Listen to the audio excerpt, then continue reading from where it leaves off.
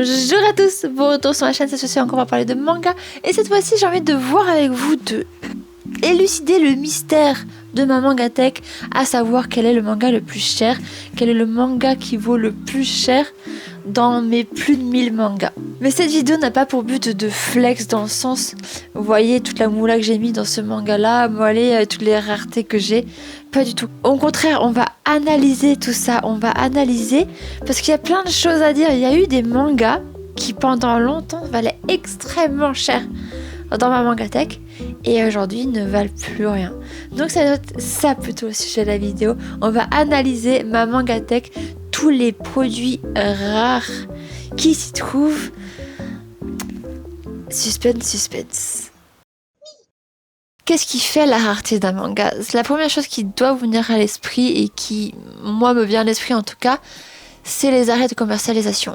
Et j'ai un exemple tout bon tout bête, juste derrière moi, ici, les Hanayamata. Le 31 décembre 2021, Doki Doki annonce l'arrêt de commercialisation de Hanayamata. Hanayamata que j'avais adoré en animé, que j'avais commencé à acheter avant que je parte au Japon en 2019. Je suis revenue du Japon en 2020. J'ai période compliquée. Entre temps, il y a eu cet arrêt de commercialisation et moi je m'étais arrêtée aussi premier tome. Et quand j'ai repris ma mangatech, quand j'ai commencé cette chaîne YouTube et que j'étais en mode je complète les petits trous, là je me suis retrouvée face à un mur. Le mur des Hanayamata et le mur des prix astronomiques. Le tome 1 ça va, à mon avis on peut le trouver autour de 4 €. Par contre, le tome 9 ça commence déjà à piquer. Mais là j'avais trouvé personnellement un lot du 6 au 9 pour 45 € il me semble de mémoire, ce qui est relativement cher quand même. Mais le tome 10 et le dernier volume, celui-ci est juste introuvable à prix accessible, parce que à chaque fois que je le cherche sur internet, à chaque fois que je trouve une annonce, c'est plutôt autour de 100 € que ce dernier volume existe d'occasion.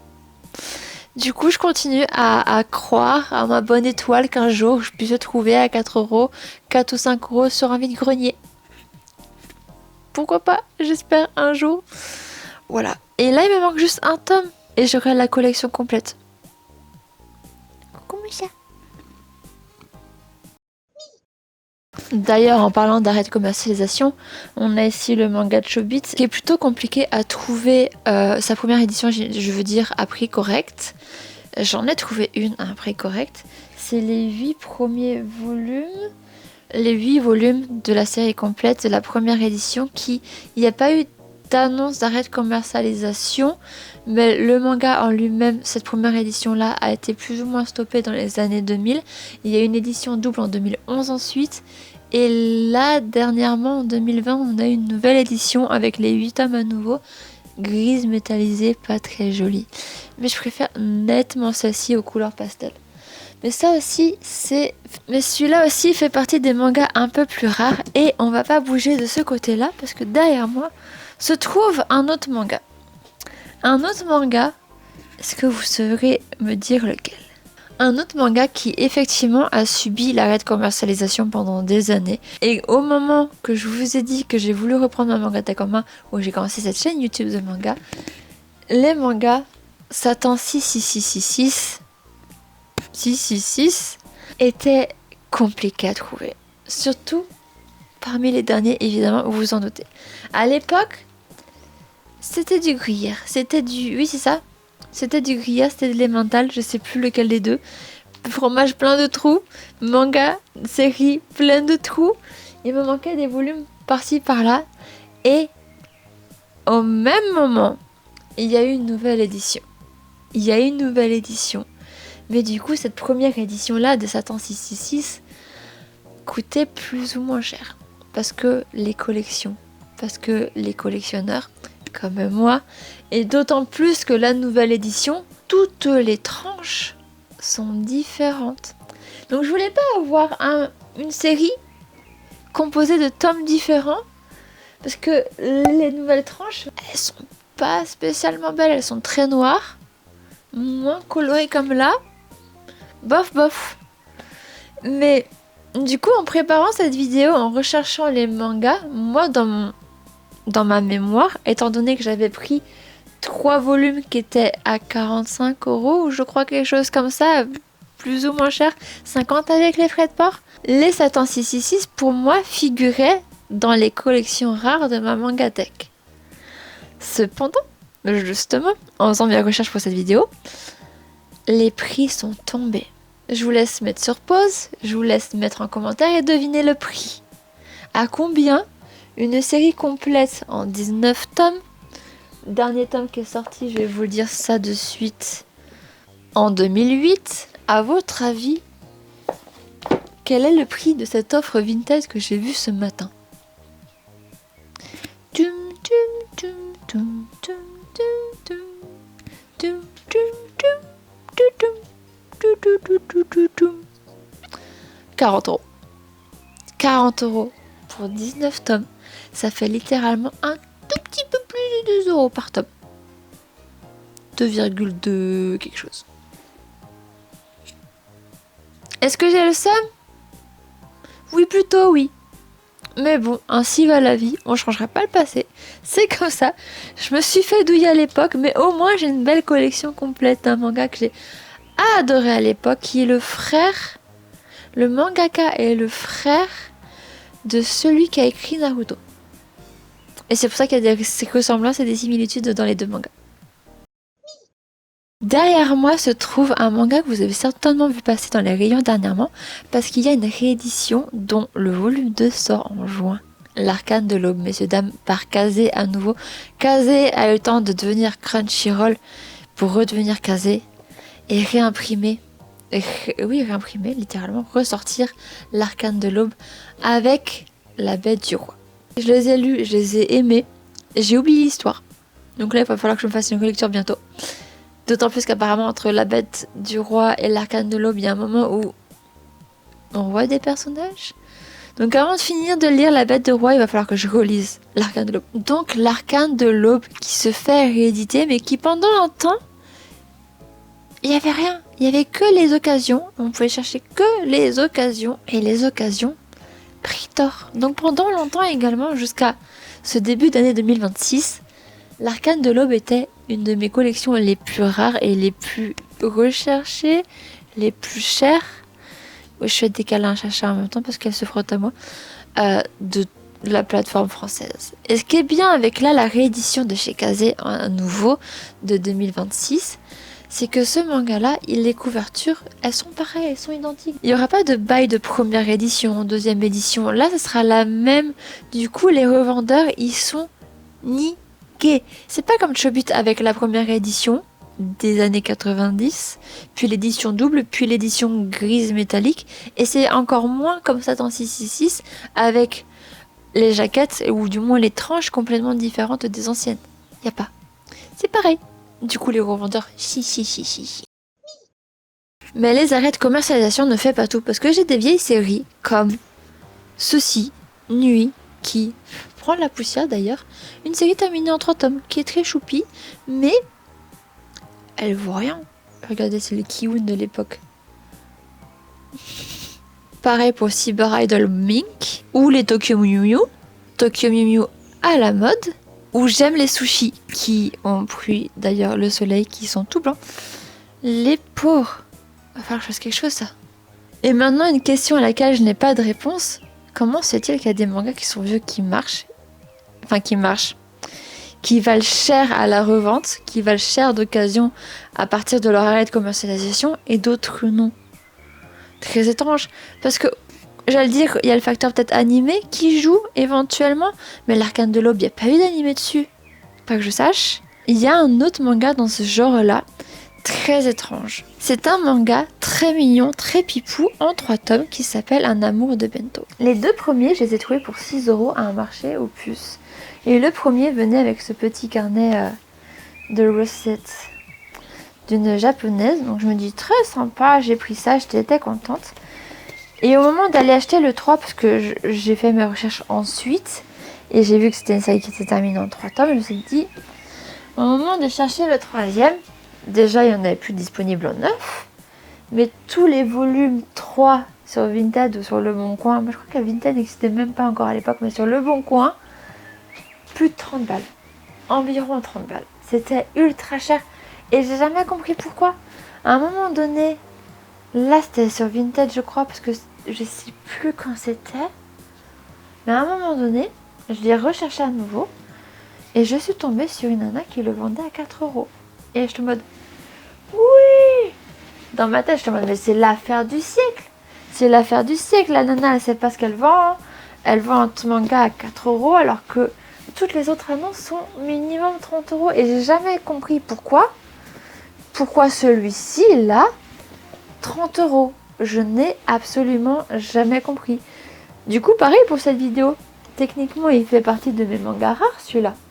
Mais maintenant, quand je cherche sur Vinted les 3 volumes-là, je les trouve pour 15 balles. Pourquoi, comment? Au grand comment?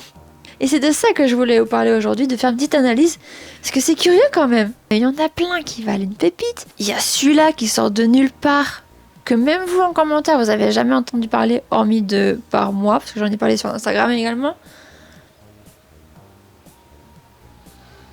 Comment? Pourquoi? Pourquoi? Donc si on récapitule, pour qu'un manga soit rare et qu'il vaille cher dans sa mangatech, il faut que ce soit un arrêt de commercialisation, un manga d'une première édition éventuellement, de base. Mais il y a un autre facteur. Parce que là, j'ai un manga qui réunit un peu tous ces critères-là, qui s'appelle Dengeki Daisy. Dengeki Daisy, qui est un manga vieux, en arrêt de commercialisation. S'il n'y a pas eu de première édition, c'est la même, il n'y en a pas eu d'autres, même si j'ai appris qu'il y avait un volume avec une couverture, une jaquette alternative. Je crois que c'est celui-ci dont je veux vous parler, j'ai un doute. Mais en tout cas, cette série de 1 à 16, le volume 14, je ne l'ai pas. Je ne l'ai pas, j'ai pas la jaquette alternative, mais apparemment il y a une jaquette alternative. Apparemment il y a eu des goodies avec, du style papeterie. Je ne sais plus du tout. Et de ma vie de collectionneuse de manga, c'est celui qui m'a coûté pour la première fois le plus cher. Regardez le prix d'époque. 6,79 €. C'était les prix des mangas à l'époque. C'est pour ça que d'occasion c'était 3 €, pas 4 ni 5. Et c'est pour ça que je l'ai un peu en travers maintenant, avec l'inflation, parce que j'ai connu l'époque des 3 € d'occasion, d'accord ? Bref, là n'est pas le sujet. Ce tome 14 qui est sorti avec des goodies que je n'ai pas reçu avec des goodies, mais comme il était rare et recherché, parce que tous les autres avec des goodies, je crois que j'avais payé moins de 20 €. Et c'est la première fois de ma vie que j'ai mis autant dans un manga. Mais j'étais juste là pour trouver la fin. Il me fallait la fin, il me manquait un tome ou je ne sais plus, j'ai plus. Mais mémoire, souvenir de moi qui casque pour la première fois plus cher qu'elle ne le doit un manga d'occasion, juste parce que il était recherché et il était rare. Il est toujours, parce que maintenant quand je cherche l'intégrale de Dengeki Daisy, qui n'a pas de réédition de prévue normalement, je ne sais pas, faudrait voir avec Kazé. Il vaut cher, je crois, celui-là. De mémoire, je suis allée voir. On va revoir si vous voulez ensemble. Voilà, genre juste le premier. Le tome 14. 45 €. Et il n'y a pas les goodies avec. Très certainement pas. 900 étiquettes, ça m'étonnerait. Vu que le manga est vieux. Le tome 12 à 20 €. Le tome 30 à 20... À 30, le tome 12 à 20 €. Le tome... Bah justement, l'édition limitée, c'était le tome 9. Avec la jaquette alternative. Mais moi, je pense pas... Oh, comment il est niqué. Et ils vendent ça 30 balles. Voilà, intégrale, 130 €. Intégrale, même pas. Du 1 au 15e, 150 €. L'intégrale de 1 au 16e, 130 €. Kazé, est-ce qu'on serait pas après l'Arcane de l'Aube sur une réédition de Dengeki Daisy, s'il vous plaît? Ça serait pas mal. Ça serait pas mal. Et à l'époque, on parlait pas de collector. Là, c'était juste checkout alternative, des goodies offerts pour ce tome. On parlait pas spécialement de collector. Cette idée de collection, elle est venue bien plus tard et bien pour faire casquer notre porte-monnaie.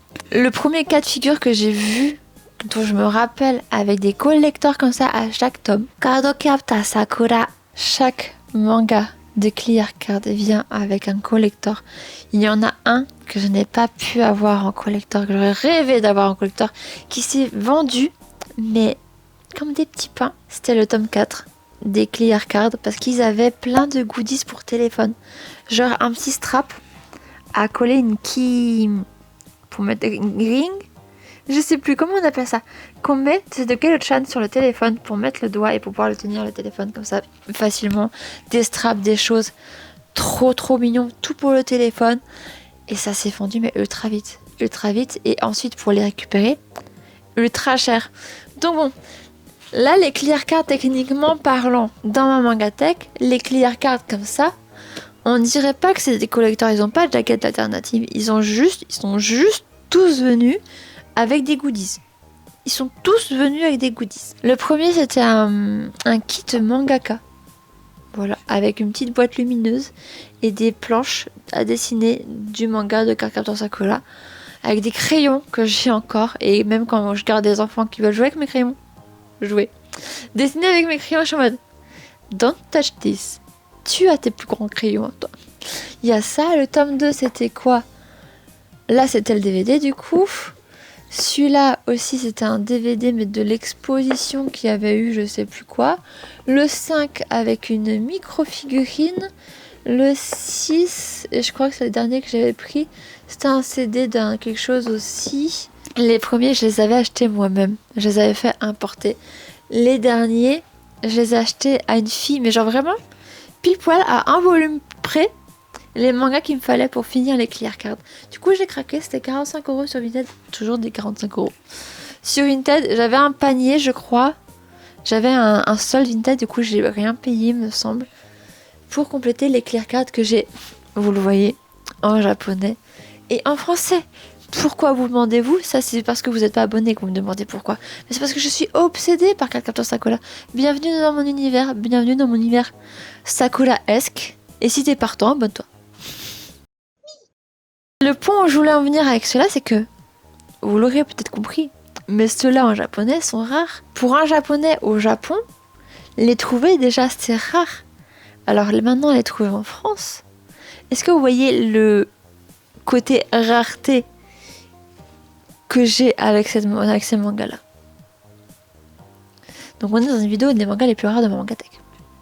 Pas forcément les plus chers, ou du moins aussi parce que le tome 4, je vous l'ai dit,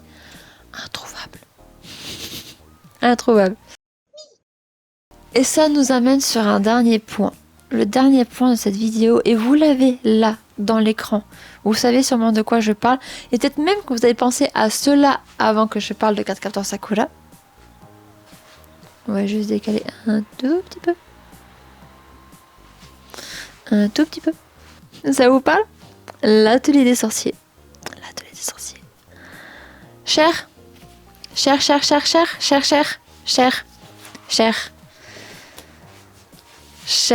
Actuellement, il me manque le tome 4, ok? Mais il y a l'anime qui vient de sortir, du coup, je trouverai jamais à un bon prix. Sachant que j'essaie de le trouver sous blister pour avoir le plaisir de les déballer moi-même.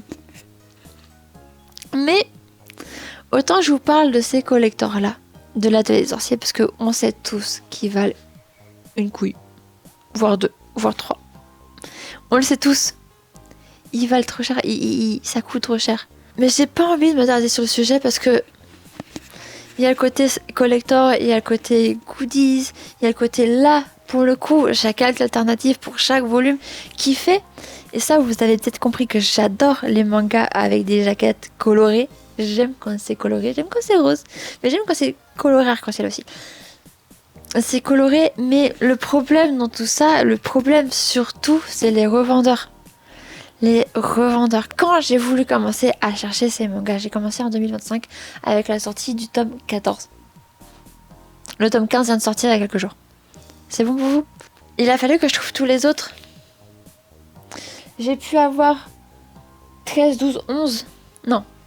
13 et 12, 14 du coup en neuf.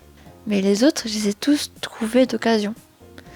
Et maintenant, à l'heure actuelle, tout est cher. Tout est beaucoup trop cher. Mais ça, c'est à cause de l'animé. C'est à cause de l'animé. Pour vous dire, j'avais trouvé une annonce d'une fille qui les vendait, je pense, cher. Mais comme elle n'avait pas affiché les prix, elle avait dit contactez-moi pour les prix, quelque chose comme ça. Je la contacte, tout ça pour qu'elle me dise qu'au final, elle me donne même pas le prix, mais au final, elle va attendre la sortie de l'animé pour essayer de le vendre le plus cher possible. Texto, c'est ce qu'elle m'a dit par message. Et j'ai fait sur le cul en mode mais... On souffle, et c'est juste chiant, et c'est pour ça que j'ai pas envie de m'étendre sur le sujet. Donc voilà, on a fait le tour de tout ce qui était plus ou moins rare dans ma mangatech, de ceux qui l'ont été et qui ne le sont plus, de ceux qui sont voués à le devenir encore plus, l'atelier des sorciers, tout ça. Et pour le bilan final, pour récapituler tout ce qu'on a vu dans cette vidéo, qu'est-ce qui fait qu'un manga est rare et qui vaut cher, qu'il soit en arrêt de commercialisation, qu'il y ait des goodies, qu'il y ait une jaquette alternative, qui est un animé qui sort et qui relance la hype, et qui est aussi ces nuisibles du marché du manga et surtout du marché de l'occasion du manga. J'ai nommé les revendeurs. Nice. Et voilà, messieurs, dames, c'est tout pour moi. Quels sont vous dans vos mangatech, vos mangas qui vous ont coûté les plus chers, les mangas qui coûtent sur le marché le plus cher? Je suis curieuse de voir vos messages, je suis curieuse de voir déjà ce que vous possédez dans votre mangatech. Promis, je n'irai pas venir vous voler. Je n'irai pas venir toquer chez vous. C'est pas mon genre. Et puis je suis trop petite pour grimper un mur ou une fenêtre. Vert Pinceau et moi, on vous souhaite une bonne journée, une bonne matinée, une bonne soirée. Quand vous voulez au moment de vous regarder la vidéo. Gros bisous, prenez soin de vous. Bye bye.